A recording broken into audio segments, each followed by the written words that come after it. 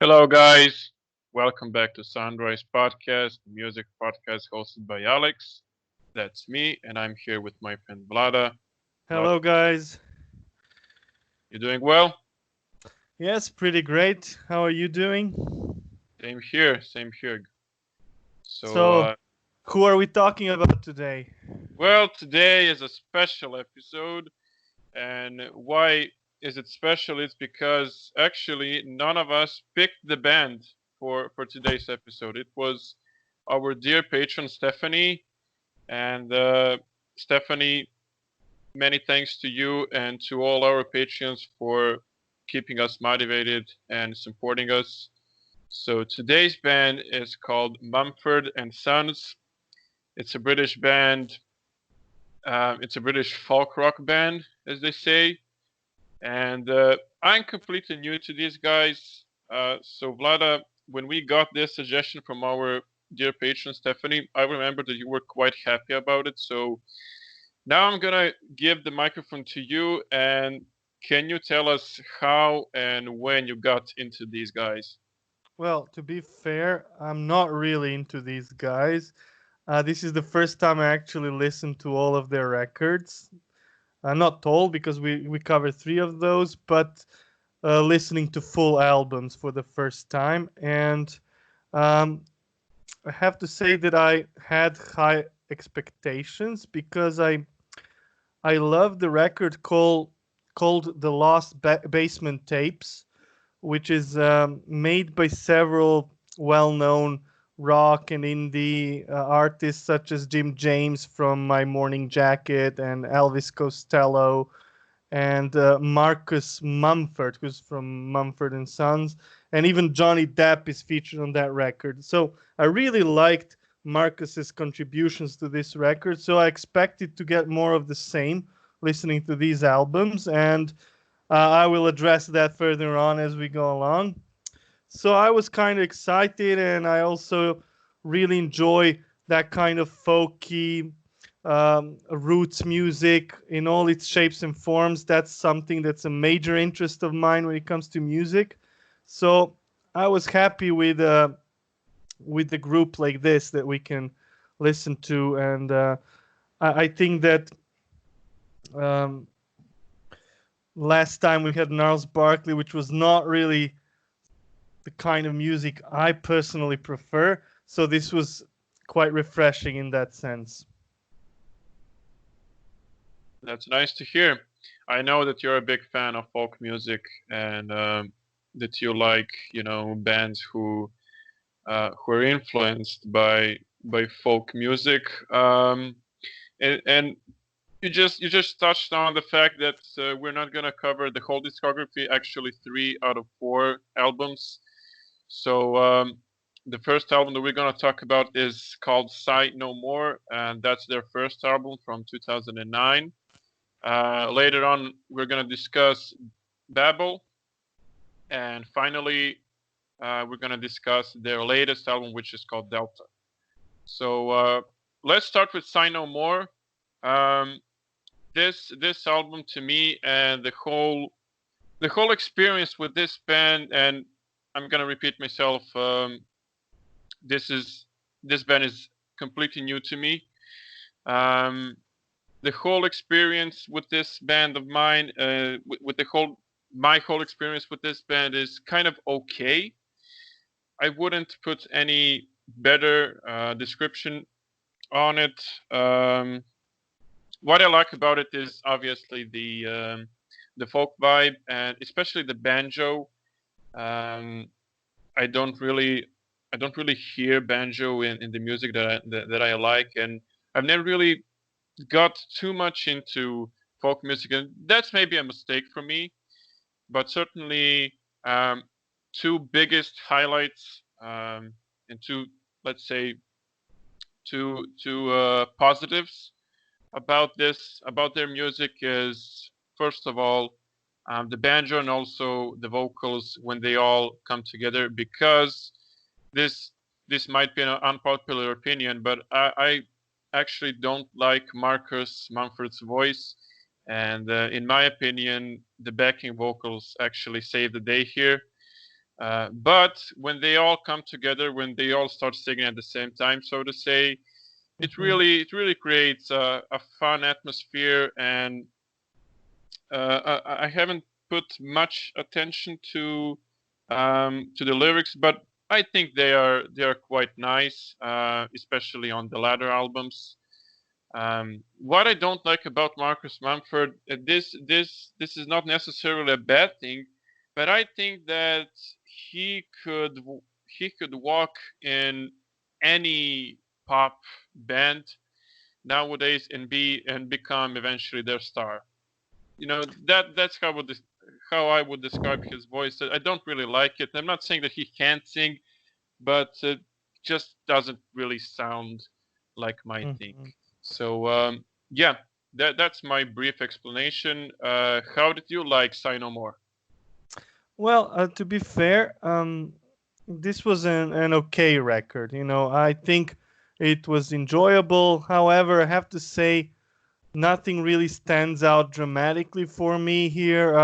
There's a couple of songs that are perhaps a bit above the rest, but overall, I'm kind of disappointed, to be fair. As I previously said, Mm. I really like this kind of sound. I really like incorporating old Americana sounds, folk sounds, bluegrass sounds into a more modern setting. And I expected much uh, because of that. But have to say though that I was also skeptical, and unfortunately, my skepticism was proven right. Uh, I have some friends who are well acquainted with the folk scene, especially in England. And a friend of mine, a very close friend of mine, who is a musician herself, always hated Mumford and Sons. And one of the reasons why she hated them was that basically they weren't pure enough as folk musicians. You know, they were too poppy. And now I have to say, personally, I don't think that's a bad thing here. I think that's fine. I think it's great that they decided to take these sounds and put their own stamp on them. I think that's what makes them popular. That's why people like them, because they don't sound like a typical folk bluegrass revival band. No, they sound like something else. And in a way, they use uh, folk music, bluegrass, country as some sort of texture upon which they build their own pop melodies. And now this is where the problem comes. You know, as catchy as some of these songs can be, and as pleasant sounding they might be, you know, the instrumentation is very nice. His voice, I can see how that can be an acquired taste, but overall, I kind of enjoy his voice, to be fair. So I don't find his voice that problematic as you do. And harmonies, as you said, are pretty top notch. You know, they are pretty good at harmonizing together. So there's no doubt that they're excellent musicians. But somewhat the songs just get too repetitive, and they're really seriously lacking dynamics. It's like they have this thing where they go into this sudden build up, like these frantic, auspicious choruses, and like when you repeat that formula over and over again, it almost sounds like they were trying to find that pop single, you know, in there. And I'm not sure that's what their intention was. I'm pretty sure it wasn't, but that's how it comes across. Yes, I would definitely agree on most of your parts. I mean, they are trying to make a bridge between being, you know, the authentic folk band and something that's easy to sell, so to say. And shout out to your friend who hates them. That's a pretty strong feeling.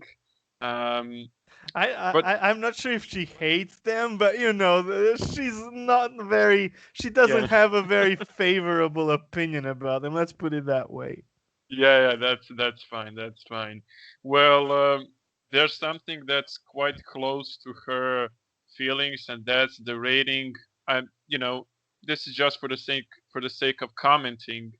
For the sake of comments about this band, Pitchfork actually gave this album an extremely low rating, which is 2.1 out of 10. Oh, I think that's too harsh, to be honest. Like, That's very I harsh. get the criticism. I get why people might have a low opinion about them, but I also want to acknowledge their musicianship.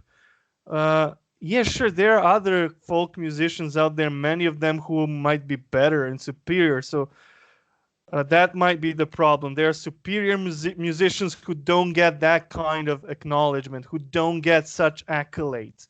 And this is why I think a lot of people don't like Mumford and Sons. But to be fair, these songs are not bad by any stretch. It's good musicianship overall. Uh, there's some passion to it. You know, you can tell that some of the songs are very personal, even though I personally have some problems with some of the lyrics. For example, in the song White Blank Page, which musically speaking might be my highlight on this record, there are some lyrics that sound kind of insully, you know, like something an incel would write. Uh, Oh yeah, yeah. yes, I like think let me find this part. Sorry. Um, do you desired my attention, but denied my affections? My affections. It's like a nice guy sort of syndrome here. oh, I Uh, remember those lyrics quite well. and it especially it especially gets grating when he starts sounding all angry, all mad at the world, you know. But the song is catchy. I have to give it that. The song is very nice to listen to, very catchy. So I have somewhat mixed feelings about this song. Again, I haven't been so let's say interested in the lyrics, but I think that I remember some, well, not some, a lot of religious mentions. Do you remember the same thing? Religious, yeah, sure, but to me, as much as I paid as much as I paid attention to the lyrics, um, most of what I got from them was that he's always desperate and in some kind of love trouble, and misunderstood by his partner, and he's offering his comfort and blah blah blah. It's all like very cliche, to be fair. Yeah, yeah, okay. And another thing that I would like to agree with you on is that nothing really stands out here when it comes to the song. I mean, they're pretty much alike, at least from my perspective. There are some songs who are like better than the rest, but nothing extreme really. Yeah, yeah. Basically, that's I think one of the main gripes here, that a lot of it just sounds the same. And I'm sorry if the fans of Mumford and Sons are listening to this. I'm sorry, guys, that we sound so harsh. You know, this is our personal impression, but simply just as good musicians as they seem to be, and I really think they are good musicians, it almost seems like they lack some kind of diversity in their songs, in their tone, in the way they approach these songs. You know, people say, "Oh, but it's folk music. It's all supposed to sound alike," but that's not really how great folk music sounds like. Actually, if you look at great songwriters like uh, Towns Van Zandt, for example, you know, he could have one acoustic guitar and each song would tell a completely different story and it would set a completely different mood, you know, so all with the help of a single acoustic guitar, while Mumford and Sons are very heavily produced. You know, maybe this first record is not that produced, you know, that overproduced as much as the other ones, but overall they have a very bombastic production, which doesn't always go hand in hand with the music that they want to play. So, dear listeners, feel free to tell us how this album and this band sits with you. And we would also like to hear opinions from both the folk super fans and also the younger generation, so to say, who are more into contemporary stuff. So let's conclude this album with, as always, our ratings and also our, let's say, favorite track. So, what rating would you give this album, Vlada? Well, I would give it personally. I would give it. I don't want to be too harsh, so 6.5. Fair enough. From me, 6.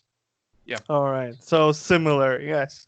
Yeah. Any favorite tracks here? Maybe. White Blank Page, as I said, is the catchiest of the bunch, even though I personally have huge gripes with the lyrics. But yeah, I would go with that one. Right. Good.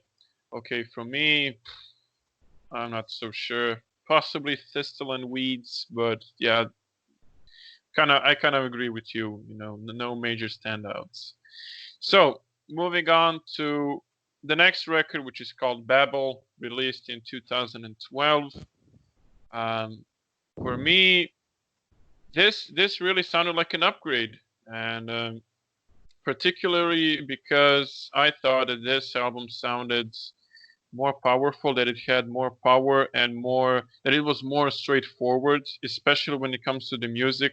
I thought um, the melody was much more, let's say, in your face, even though that could be a bit of a strong word for this kind of music. But I genuinely felt that Babel was much more, let's say, a much stronger. There's a much stronger statement coming from this record compared to the previous one. Did you have the same impression, maybe? Not quite the same. I think it might be an upgrade. I think I enjoyed this one a bit more, but I feel overall it's more of the same thing. I don't feel like it's the exact same formula all over again. You know, like these bombastic choruses, which just don't cut it with this kind of instrumentation. I just don't understand what they're trying to do here.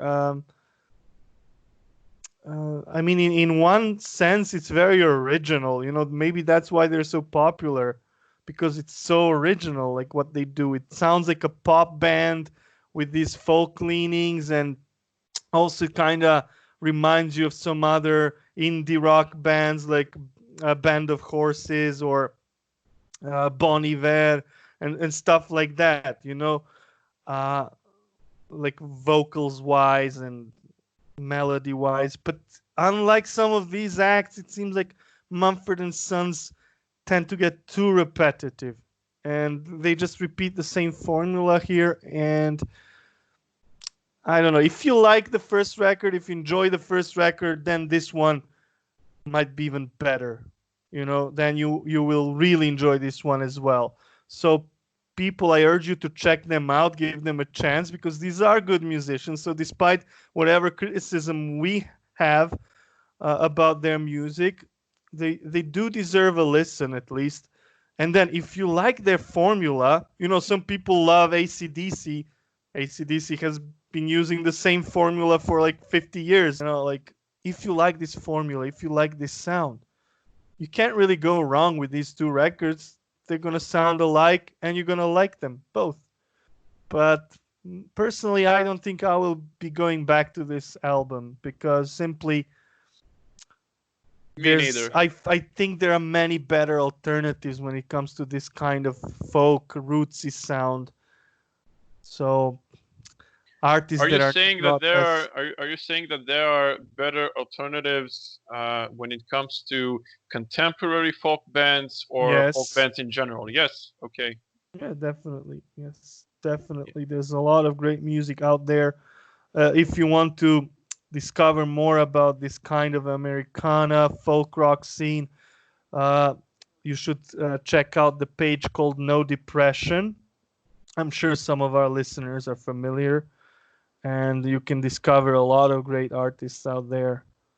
So lots of good stuff. You know, we are in the era with one Sturgill Simpson, for example, a great country artist, or you know, there's so many great folk musicians. I remember some bands that I used to love that kind of had this same formula, indie rock with very pronounced folk influences, like the Low Anthem. For example, the Low Anthem for me is a much better band, but they would remain relatively obscure by comparison. So that's what I have to say about this topic. Well, there's actually something that's not aligned with our opinion here. The source is Wikipedia, and it says that the album received generally positive reviews from music critics and was nominated in the category of Album of the Year for both a Brit Award and a Grammy Award, winning the latter. Wow. Well, yeah, because these are the mainstream awards. These are the awards that always play safe, and that's another problem with Mumford and Sons, that they play it safe. And again, I'm going back to what I said at the beginning. The first time I really listened to Marcus Mumford was when he was with the Lost Basement Tapes, where a group of musicians, very high-profile musicians, did a record where they wrote new songs based on Bob Dylan's lyrics that were never used by Bob Dylan himself. And this record was amazing, and the musicianship, the quality of everyone involved was extremely high. So Marcus Mumford really could stand his own ground there. He really measured up to the rest of the gang in that respect. So I expected more of him here, and I don't think I got what I wanted. But that's just me. Yep, there you go. Still, the same issue on this record as with the previous one. I just can't get over his vocals. Just this doesn't really cut it for me. So let's conclude the album with, as always, our ratings and favorite tracks. So my rating for this album is going to be, I don't want to put it in the same box with Sign No More, so let's give it a 6.5. I would also give it maybe, I'm thinking about 6.5 or 7, but 7 might be too high. So I will give it 6.5, but I will say that I think it's slightly better. And also, I really enjoyed the song Lover of the Light. I think it was the instrumentation in that song that really got me hooked, like the wonderful drumming, really nice arrangement. So again, I really admire their musicianship. I just think that their formula is a bit worn out. You know what's interesting here? With the previous record, we struggled to find our favorite tracks, and now we have the same favorite track. It's the same with me, Lover of the Light. Oh, cool. That's Yes. cool. So There there's definitely something to it, right? Yeah. A really nice track, I would say. A really nice track. Now, because we were kind of harsh to these guys, so we should point out the positives. Quite enjoyable, very folky. I'm not sure what else I can add about it, but I just found it overall enjoyable and not as bombastic as other tracks, which I think is the most important thing. You know, before we move on to the latest record and obviously the final one for this episode, my impression of these guys is that I'm not sure if, me personally, I'm not sure if I could just play them in the background, if I could play their music in the background. I'm not sure if this is that kind of music. So I think that you need some kind of mood and some kind of, let's say, atmosphere with you. But I'm not sure if I actually have a mood for these guys. because of their music. So not sure if Yeah. that sounds too harsh, but yeah, they're definitely not your, um, typical radio music, I would say. I don't know. I mean, they're somewhere in between. For one thing that keeps kind of bugging me about Marcus's vocals. Sorry, guys, that I'm talking too much about. Again, I have to say I really like his vocals. I don't think that's the problem. That's my subjective impression. I really wonder. I haven't done any research, but I really wonder if Ed Sheeran was inspired by Marcus. Oh, come on, come on. Now you're taking this too far. And nothing Maybe we wrong have about some Ed Ed Sheeran Sheeran, by fans. the way. As a pop artist, he's perfectly fine, you know. But I don't think there's anything in I'm not common. saying he's bad. I'm just I kind of find their styles of singing similar, and Uh, but yeah, this go on. style of singing, you know, this style of singing, I've heard it millions of times with millions of indie artists. So I don't think there's anything particularly special about it. So you might have heard it somewhere else too. You know, maybe Ed Sheeran is the first name that popped up, but I'm pretty sure you heard it elsewhere too. Yeah, yeah, possibly. All right, so we're now gonna skip um, the record which came actually after Babel, which is Wilder Mind. So we're not gonna do that one. We are jumping to Delta, which was released in 2018. Um, Before I ask you about your impression about this album, I have to praise the album cover. I I think liked it too. I like this minimalist photograph with the four of them standing in the completely blank background. I think this album cover would definitely catch my attention in a music shop because it really looks like a vintage. Uh, maybe it's not. Maybe it doesn't look exactly like a vintage album cover, but it certainly reminds you of some old stuff.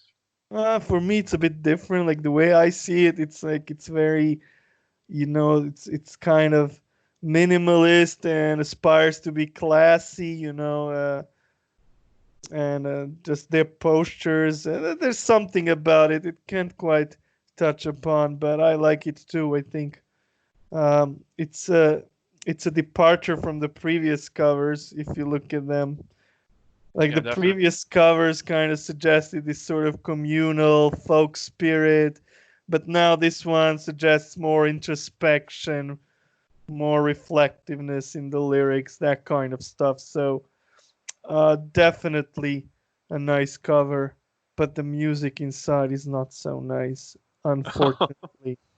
Yeah, I just wanted to ask you if the album cover aligns with music. So, what were your thoughts? Yeah, it does align a bit, like it has that sort of trendy feel that the music has. And now it's like on this record, they sort of decided to somewhat abandon this folk instrumentation and basically bare themselves completely, you know, show what they're really about. And it's of course pop melodies, and it just doesn't work. Without that folky vibe, it's even worse. I'm sorry to say that, but it just sounds even worse. At one point, I was listening to it yesterday.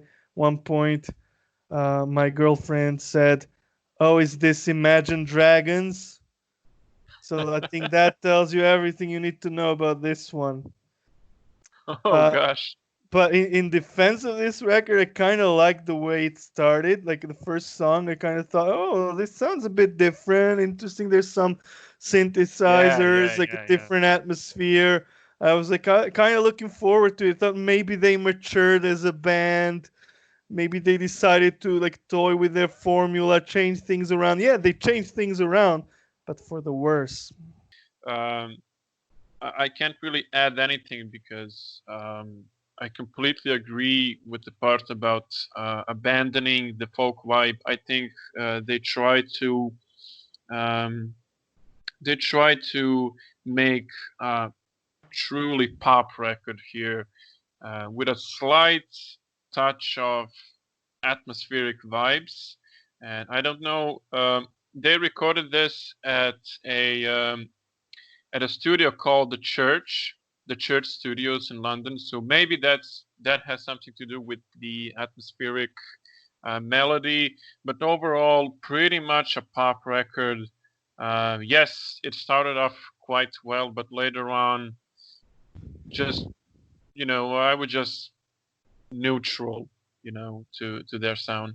Yeah, this is just tailored for Grammy Awards, tailored for modern radio or whatnot. And that's They why had mhm. yeah. Yeah, Go on. yeah. I'm just saying, I really appreciate their previous work much more, despite all the flaws, because they sound like a proper band. Like, they sound like they mean it, And now it's up to you whether you're up for that sound or not. But those first two records we listened to, I can totally get behind. I can totally say, hey, check them out. Pass your own judgment. Don't just listen to us, but this might be really cool for you. But with this record, it just sounds like some kind of yappy music. Oh gosh, yeah. I mean, I'm I'd rather laughing, listen but to Phil Collins than this. there you go. I mean, I am laughing. I found, what you're saying funny, but at the same time, I am kind of agreeing with everything that you've just said. So we also have some critics on our side, so to say. So Rolling Stone, the magazine Rolling Stone gave them 2 stars out of 5. Um, the same rating from The Guardian, 2 stars out of 5. 2.5 stars from All Music. So I'm not trying to convince anybody to you know to base their opinion on these guys. I'm just stating the fun fact that we usually don't agree with these guys, but this time we're kind of on the same page. And yeah, so any standout tracks here, Vlada? I don't know, the first track, 42, right? That was kind of nice. I like that. I like that sound. I like that vibe. I thought it would turn into a more promising record, but I was quickly let down. I don't know. I hope I'm not too harsh on these guys because somewhat sometimes these records might take more than one listen to sink in, but I still feel that this album was kind of disappointing compared to the other two we listened to.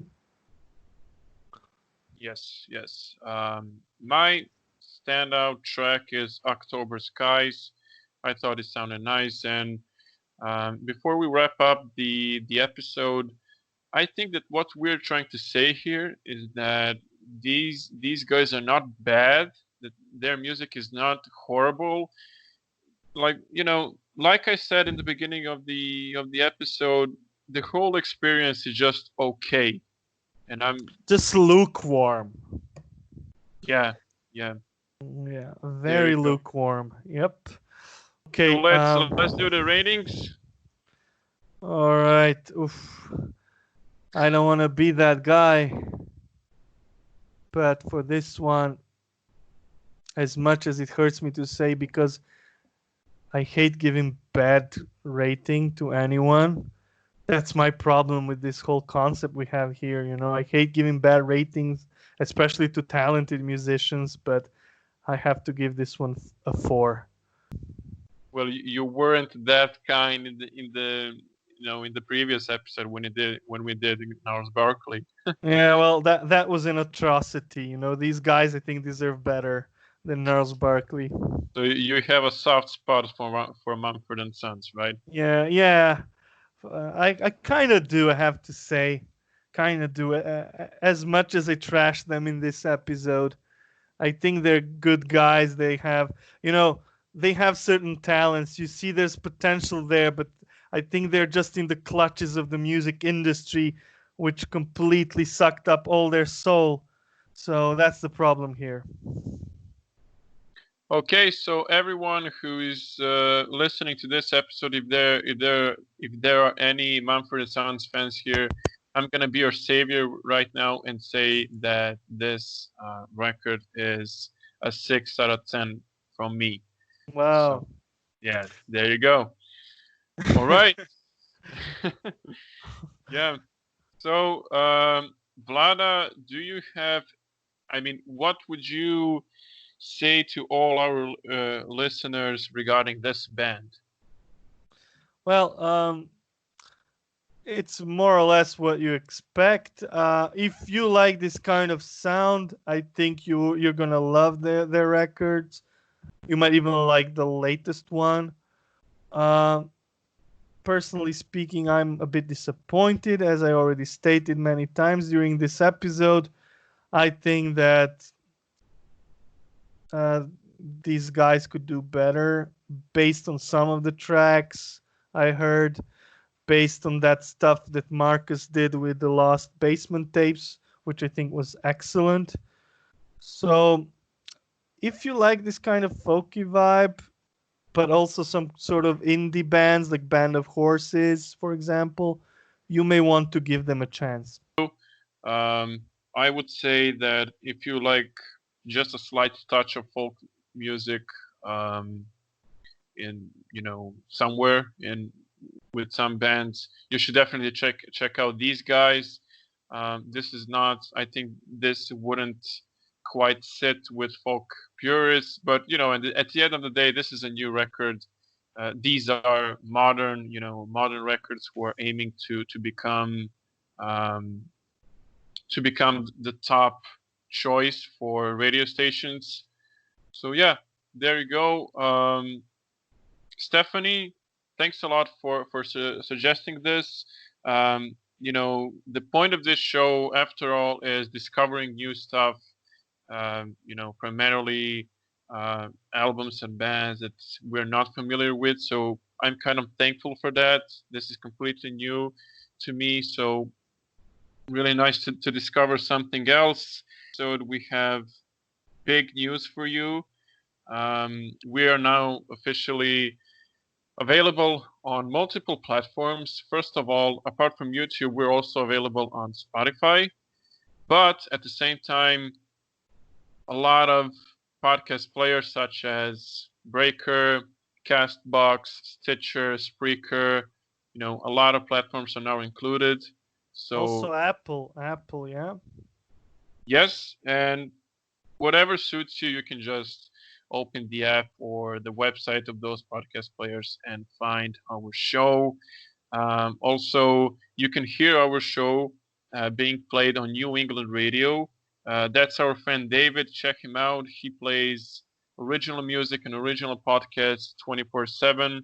So you can also hear our episodes on that internet radio station. The website of that station is newenglandradio.net, or there's also a shorter link, which is wirw.net. So, Vlada, what is your final word? My final word is that I generally don't like being this harsh on a band, but I'm really glad that we had the opportunity to listen to these guys. So thank you, Stephanie, our dear Patreon, for suggesting this band. Um, Also, dear listeners, let us know what you think. What's your experience with Mumford and Sons? Do you like them? Do you also find our remarks to be fair or not?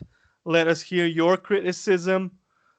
We want to be able to freely exchange our opinions with you, uh, regardless of how different they may be. So we're looking forward to any feedback we may get from you guys. Make sure to follow us on our social media accounts, which will be put in the description. Um, we will also put links to our favorite tracks. So if you want to hear those tracks, just click the link. We will put YouTube links, but of course, if you listen your music on any other platform, You just search it up. And if you would like to support our show, please become our Patreon. It's patreon.com/soundrisepod. And who knows, maybe your favorite band or any other band that you would like to be featured on our show, maybe we will one day pick it. So see you then in a week, and stay safe.